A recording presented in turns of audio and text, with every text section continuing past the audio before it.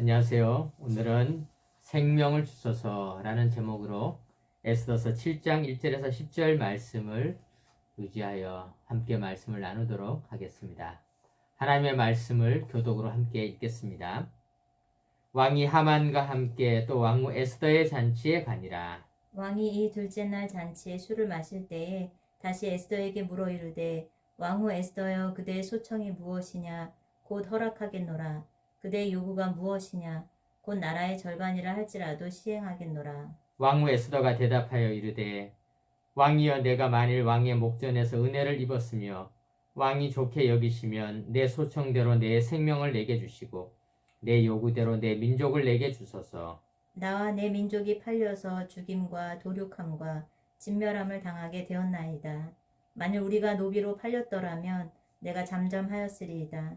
그래도 대적이 왕의 손해를 보충하지 못하였으리이다 하니 아하수에로 왕이 왕후 에스더에게 말하여 이르되 감히 이런 일을 심중에 품은 자가 누구며 그가 어디 있느냐 하니 에스더가 이르되 대적과 원수는 이 악한 하만이니이다 하니 하만이 왕과 왕후 앞에서 두려워하거늘 왕이 노하여 일어나서 잔치 자리를 떠나 왕궁 후원으로 들어가니라. 하만이 일어서서 왕후 에스더에게 생명을 구하니 이는 왕이 자기에게 벌을 내리기로 결심한 줄 알미더라. 왕이 후원으로부터 잔치 자리에 돌아오니 하만이 에스더가 앉은 걸상 위에 엎드렸거늘 왕이 이르되 저가 궁중 내 앞에서 왕후를 강간하기까지 하고자 하는가 하니 이 말이 왕의 입에서 나오매 무리가 하만의 얼굴을 싸더라. 왕을 모신 내시 중에 하르보나가 왕에게 아뢰되 왕을 위하여 충성된 말로 고발한 모르드게를 달고자 하여 하만이 높이가 50규빗 되는 나무를 준비하였는데 이제 그 나무가 하만의 집에 섰나이다. 왕이 이르되 하만을 그 나무에 달라 하매 모르드게를 매달려고 한 나무에 하만을 다니 왕의 노가 그치니라. 아멘. 안녕하세요. 2022년 들어서 에스더서를 우리가 계속 살펴보고 있습니다. 우리가 에스더서 1장에는 거대한 잔치, 그러나 우리는 천국 잔치를 사모해야 한다라는 것을 살펴보았고요. 또 2장에 가서는 우리가 생각에 대해서 하나님의 생각이 묵상하는 사람이 되어야 한다라는 것을 살펴보았습니다. 또 에스더서 3장에 가서는 아말렉 족속 아각 사람 하만이 득세하는 그 모습을 통해서 우리가 하나님의 줄에 붙잡혀 있음을 기억해야 한다라는 것을 살펴보았고요. 에스더서 4장에는 모르드게가 옷을 찢고 죄를 뒤집어 쓰고 대성통곡하는 그런 모습을 통해서 또 모르드게가 에스더를 각성시켜주는 모습을 통해서 신앙의 짝꿍들이 서로를 독려하고 격려해서 세워져 나가야 함을 우리가 살펴보았습니다.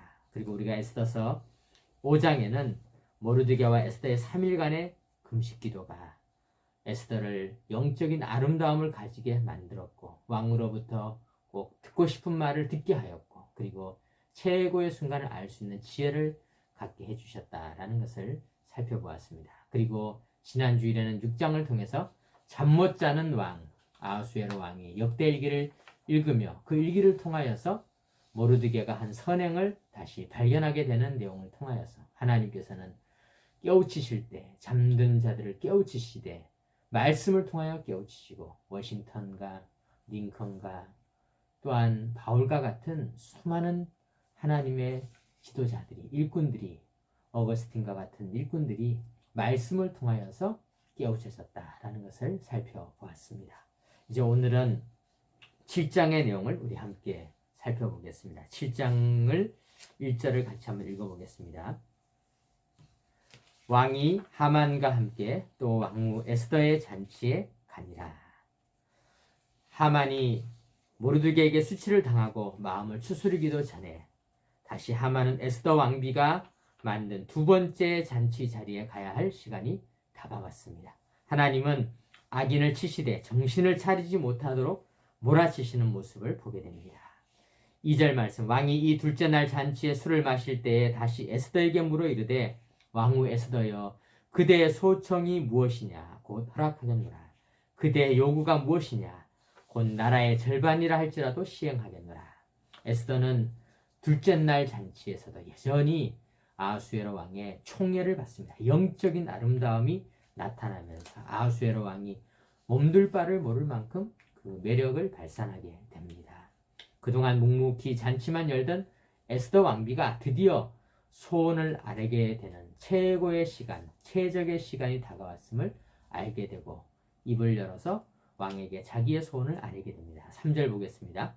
왕후 에스더가 대답하여 이르되 왕이여 내가 만일 왕의 목전에서 은혜를 입었으며 왕이 좋게 여기시면 내 소청대로 내 생명을 내게 주시고 내 요구대로 내 민족을 내게 주소서. 에스더가 요구했던 소원은 무엇입니까? 내 생명을 내게 주소서. 생명을 주소서. 이것을 오늘 우리가 설교 말씀의 제목으로 삼았습니다. 생명을 주소서. 생명이란 무엇입니까? 사람이 얻을 수 있는 최고의 선물은 생명입니다. 예수님께서도 마태복음 16장 26절에 말씀하셨어요. 사람이 만일 온천하를 얻고도 제 목숨을 잃으면 무엇이 유익하리요? 사람이 무엇을 주고 제 목숨과 바꾸겠느냐? 생명은 그 어떤 것으로도 바꿀 수가 없습니다. 사랑하는 성도 여러분, 우리가 가장 소중히 여겨야 할 것이 무엇입니까? 생명입니다. 생명은 다른 어떤 것으로도 바꿀 수가 없습니다. 예수님께서 우리에게 많은 것을 주셨지만은 특별히 예수님은 요한복음 15장에 보면은 사람이 친구를 위하여 자기 목숨을 버리면 이보다 더 큰 사랑이 없나니. 주님은 우리를 친구로 여기시고 생명을 주셨습니다. 자기 목숨을 주셨습니다. 주님께서는 최고의 선물을 우리에게 주신 것입니다. 사람들은 이야기합니다. 교회 가면 사람이 달라지고 변한다. 술 먹던 술꾼들이 술을 끊기도 하고 도박을 끊기도 하고 욕쟁이들이 욕을 끊기도 하고 구두쇠가 이웃을 생각하고 이웃을 돌보며 구제헌금을 드리는 일들이 나타납니다. 맞는 말입니다. 교회 가면 사람이 달라집니다. 사람들은 교회 가면은 좋은 사람들을 많이 만난다고 합니다. 맞는 말입니다. 교회는 이름도 없이 빛도 없이 섬기는 신실한 일꾼들이 보이지 않는 구석구석에 있습니다. 교회는 사람들이 교회 가면 기도 응답 받는다고 합니다. 맞는 말입니다. 우리가 주님 앞에서 기도하고 그 기도가 응답받는 역사가 많이 나타납니다. 그런데 우리가 교회에 가서 얻을 수 있는 최고의 유익은 무엇일까요? 생명입니다. 생명. 주님은 우리가 생명을 얻고 살아가기를 간절히 원하고 있습니다. 누구든지 주의 이름을 부르는 자는 구원을 얻으리라. 생명을 얻게 된다 말씀하여 주셨습니다.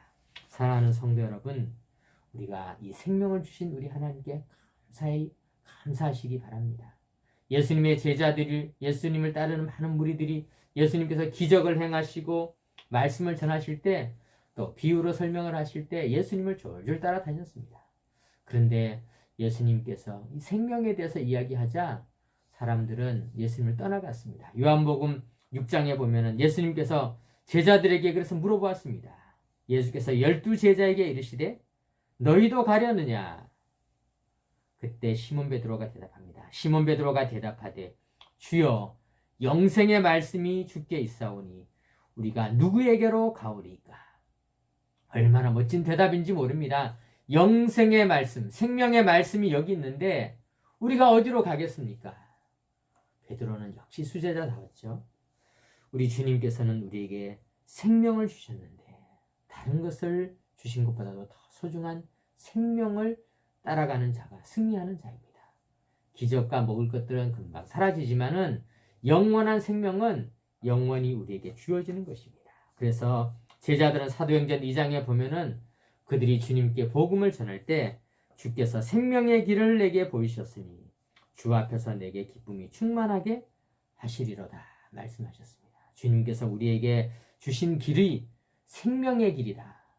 우리가 걸어가는 길이 생명의 길이다 라는 것을 확신하며 살아갔던 것입니다. 사랑하는 성도 여러분, 우리가 교회에 나오는 이유는 생명을 얻기 위함입니다. 성경을 읽는 이유도 영생의 말씀을 통하여 생명을 얻기 위함입니다. 이 자리에서 혹시라도 예수님을 아직 구주로 영접하지 않으신 분들은 저를 따라해 주시기 바랍니다. 예수님은 나의 구원자이십니다. 예수님은 나의 구원자이십니다. 아멘. 여러분은 이제 생명을 얻었습니다. 생명의 길이 열렸습니다. 생명의 주를 따라가시기 바랍니다. 오늘 본문에서 우리가 알아야 할 두 번째 중요한 진리는 생명이란 어떻게 우리가 더 생생하게 알게 되는가? 생명을 알기 위해서는 죽음을 알아야 생명을 더 확실하게 알 수 있습니다. 생명의 가치를 알기 위해서는 내가 죽을 자이다 라는 사실을 알아야 한다는 것입니다. 역설적인 말이죠.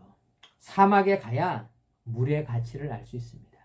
외국에 가야 김치의 가치를 알 수 있습니다. 한국에서는 반찬이 왜 김치밖에 없어 이렇게 이야기하던 사람들도 외국에 가면은 김치가 얼마나 소중했던 건지 알 수 있게 되는 것입니다. 군대를 가야 엄마의 소중함을 압니다. 아이들도 엄마들 잔소리 싫다고 멀리 집에서 늦게 들어가고 하던 아들들도 나중에 군대 가면은 엄마가 얼마나 소중한 분이셨는지를 알게 되는 것입니다. 남편을 떠나보낸 어떤 여인이 라디오 프로그램에 올린 사연을 듣다 보니까 그런 이야기가 있습니다. 어느 날 마요네즈 뚜껑을 따려고 하는데 열리지가 않는 것입니다. 평상시에는 그렇게 남편한테 잔소리하고 남편이 들들 볶아댔는데 남편이 죽고 나서 마요네즈 뚜껑을 열어줄 남편의 소중함을 비로소 또다시 생각하게 되었다라는 것입니다. 사랑하는 성도 여러분, 우리는 죽음 앞에 서 있어야 생명의 가치를 알게 되는 것입니다. 오늘 우리 에스더 왕비를 한번 생각해 봅시다. 본문 4절에 보니까 나와 내 민족이 팔려서 죽임과 도륙함과 진멸함을 당하게 되었나이다 말하고 있습니다. 에스더 왕비는 당시 세계 최고 권력자의 부인이었습니다. 그래서 왕의 최고 총애를 받고 왕과 더불어 잔치 자리에 앉아 있습니다. 여인으로서 에스더 왕비보다 더 큰 부귀영화를 누리는 자는 없습니다. 에스더는 최고의 음식을 먹었고 명품 옷을 입었을 것입니다. 수많은 신녀들과 신하들의 서비스를 받았을 것입니다. 가장 아름다운 자태를 유지하고 있었을 것입니다. 그런데 바로 그 순간에 나는 죽을 수밖에 없는 자이다. 곧 죽게 될 자이다 라는 것을 알았습니다. 그것이 축복을 누리는 비결인 것입니다. 축복이란 무엇일까요? 사막에 가지 않고도 물이 얼마나 소중한지를 알 수 있으면 그것이 축복입니다. 사랑하는 성도 여러분, 축복을 다 누리시기 바랍니다. 집을 나가서 살지 않아도 엄마가 해주는 엄마의 음식을 알 수 있다면 축복입니다. 남편이 있을 때 뚜껑 열어주는 고마움을 알 수 있다면 축복입니다. 국가도 마찬가지입니다. 전쟁이 없을 때 평화의 가치를 알아야 축복입니다.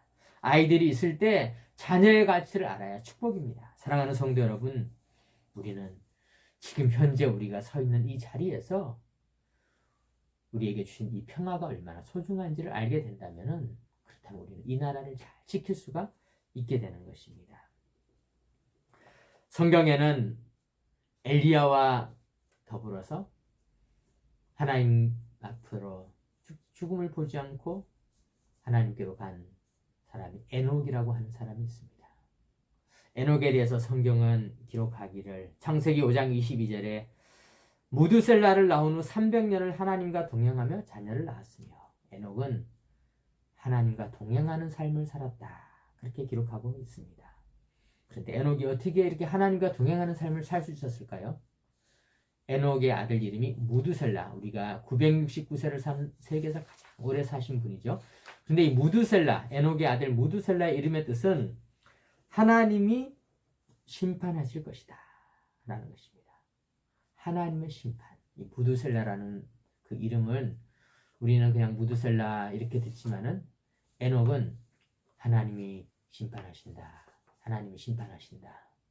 이렇게 에녹은 불렀을 것입니다. 그러니까 에녹은 하나님과 동행하는 그 순간순간에도 하나님이 심판하실 그날을 잊지 않고 기억하며 지금 하루를 소중히 살았기 때문에 하나님과 동행하는 삶을 살 수 있었던 것입니다. 마태복음 24장에 보면은 홍수전에 노아가 방주에 들어가던 날까지 사람들이 먹고 마시고 장가들고 시집가고 있으면서 홍수가 나서 그들을 다 멸하기까지 깨닫지 못하였으니 말씀하고 있습니다. 많은 사람들은 홍수가 올 것이다, 심판이 올 것이다를 생각하지 않고 있었습니다. 염두에 두지 않았습니다. 그러나 에녹은 그날이 다가옴을 알고 있었기 때문에 마치 에스더 왕비가 지금은 왕궁에서 부귀영화를 누리고 있지만은 우리 민족과 내가 죽게 될 것이다 라는 것을 알았기 때문에 하나님 앞에 기도하며 자신의 사명을 감당하였던 것처럼 오늘 우리들은 지금 현재 우리에게 주신 이 소중한 시간에 죽음을 기억하시기 바랍니다. 죽음을 기억하는 자만이 신실한 삶을 살아갈 수 있게 되는 것입니다. 사무엘상 20장 3절에도 보면은 다윗이 이렇게 고백합니다. 나와 죽음의 사이는 한 걸음뿐이니라. 우리도 마찬가지입니다. 다윗이 이러한 것을 깨닫고 있었기 때문에 다윗의 인생은 하나님을 향한 신실한 인생을 살 수 있었던 것입니다. 사랑하는 성도 여러분, 우리와 사망과 사이는 한 걸음밖에 없다는 사실을 꼭 기억하시기 바랍니다. 여러분들 어제 뉴스나 신문을 보셨겠지만요.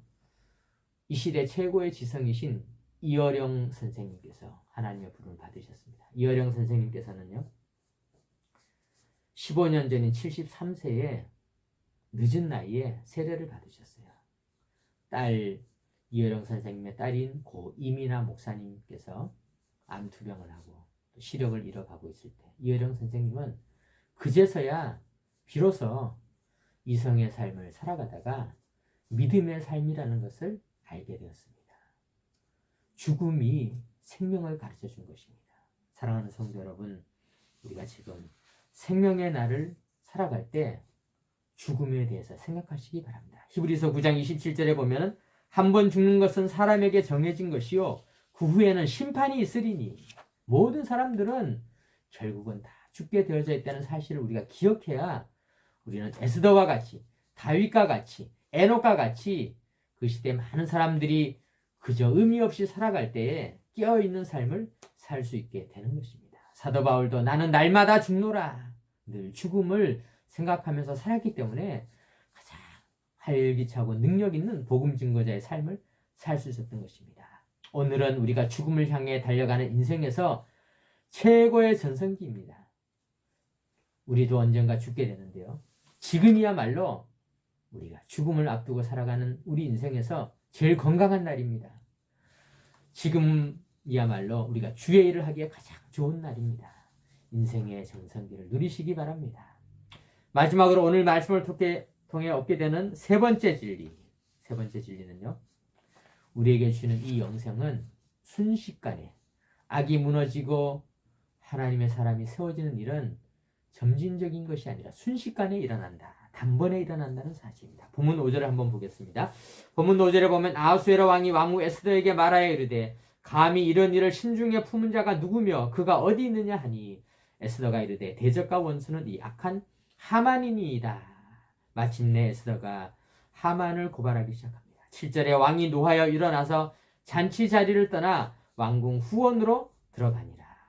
그제서야 사태를 깨달은 하만이 일어서서 왕후 에스더에게 생명을 구하니 왕이 후궁으로 나간 사이에 하만은 에스더에게 와서 엎드려 생명을 구합니다. 그런데 그가 생명을 구하는 그 모습이 8절에 보니까 왕이 후원으로부터 잔치 자리에 돌아오니 하만이 에스더가 앉은 걸상 위에 엎드렸거늘 왕이 이르되 저가 공중 내 앞에서 왕후를 강간까지 하고자 하는가 하니 왕의 입에서 더 충격적인 이야기가 나오게 되면서 사람들은 하만의 얼굴을 싸게 되고 마침내 하만은 그가 모르드게를 매달려고 세워놓은 50규빗 25m짜리 나무에 자기가 달리는 신세가 되고 마는 것입니다. 순식간에 이 모든 일들이 5절부터 10절까지의 일이 순식간에 일어나게 되는 것을 보게 됩니다. 사랑하는 성도 여러분, 하나님께서는 이와 같이 우리를 구원해 주시는 일도 악을 멸망시키는 일도 순식간에 이루십니다. 단번에 이루십니다. 유다서 1장 3절에 보니까 사랑하는 자들아 우리가 일반으로 받은 구원에 관하여 내가 너희에게 편지하려는 생각이 간절하던 차에 성도에게 단번에 주신 믿음의 도를 위하여 힘써 싸우라는 편지로 너희를 권하여야 할 필요를 느꼈느니 유다서는 말하고 있습니다. 단번에 주셨다. 순식간에 일어났다라는 것입니다. 누구든지 주를 믿으면 우리가 여러 가지 변화들이 있겠지만요. 구원에 대해서만큼은 단번에 주십니다. 히브리서 10장 10절에 보니까 이 뜻을 따라 예수 그리스도의 몸을 단번에 들이심으로 말미암아 우리가 거룩함을 얻었노라. 구원은 단번에 이루어진다는 사실을 믿으시기 바랍니다. 말씀을 마무리 짓겠습니다. 사랑하는 성도 여러분, 주님께서는 우리에게 생명을 주신 분이십니다. 가장 소중한 것이 생명입니다. 우리를 위해 죽으신 주님을 바라보면서 지금 우리가 건강할 때, 살아있을 때 죽음의 날이 임할 것이다 라는 것을 꼭 기억하고 생명의 소중함을 다시 한번 확신하시기 바랍니다. 다윗이 사망과 나 사이에 한 걸음뿐이다 라는 마음을 가지고 살았던 것처럼 에녹이 무드셀라 심판이 임한다는 사실을 항상 부르짖을 때 하나님과 동행하는 삶을 살 수 있었던 것처럼 오늘 우리들도 예수님의 죽음의 흔적을 간직하며 살아가시기 바랍니다. 돌아오는 수요일은 3월 2일이죠. 3월 2일은 제2수요일 사순절이 시작되는 절기입니다. 이 사순절 기간은 우리 주님의 죽으심의 걸음들을 우리가 묵상하고 따라가는 가운데 생명을 주신 주님을 깨닫게 되는 절기입니다. 우리가 주님께서 걸어가신 그 길들을 묵상하면서 지금 나에게 주신 이 날이 얼마나 소중한 날인지, 신앙의 전성기, 인생의 전성기, 살아있는 날 중에서 가장 건강하고 가장 주의 일을 하기 좋은 이 날을 주님을 위해 사용하는 가운데 승리하는 삶을 살아가시기 바랍니다. 우리 주님은 우리를 단번에 옮겨주셨습니다. 우리 주님께 감사드리며 한 주간 동안 믿음 안에서 승리하는 귀한 삶이 되시기를 주님의 이름으로 축원합니다. 기도하겠습니다. 하나님 아버지 감사드립니다. 오늘도 저희들을 사랑으로 불러주셔서 하나님 아버지의 말씀 앞에 서게 하시니 감사드립니다. 단번에 주신 이 소중한 생명을 기이 여기게 하여 주옵소서. 아버지 하나님, 에녹과 같이 다윗과 같이 늘 심판이 임할 것이다, 죽음이 임할 것이라는 사실을 마음속에 깊이 새기고 하루하루의 생명의 소중함을 경험하며 그 가치를 알며 살아가는 귀한 삶이 되게 하여 주옵소서. 주님, 특별히 전쟁 중에 고통을 겪고 있는 우크라이나 국민을 국밀히 여겨 주옵소서. 아버지 하나님, 그들이 평화를 경험할 수 있도록 주님께서 역사하여 주옵소서. 하나님 아버지, 3.1절이 다가옵니다. 민족을 위해서 만세를 부르며 기도하였던 신앙의 선배들의 기도를 들으셨던 우리 하나님 아버지, 우리 민족에게 주신 이 소중한 자유와 평화와 번영된 이 조국을 하루하루를 감사하며 소중히 여기며 살아가게 하여 주옵소서. 우리 주 예수 그리스도의 이름으로 기도드립니다. 아멘. 축도하겠습니다. 이제는 우리 구주 예수 그리스도의 크신 은혜와 하나님 아버지의 놀라우신 사랑과 성령 하나님의 함께하여 주시는 역사가 오늘도 주님 앞에 예배드린 모든 성도들의 삶의 자리 위에 이제로부터 영원토록 함께 하시옵기를 간절히 축원하옵나이다. 아멘. 한 주간 동안 믿음 안에서 승리하는 귀한 삶 사시기 바랍니다. 감사합니다.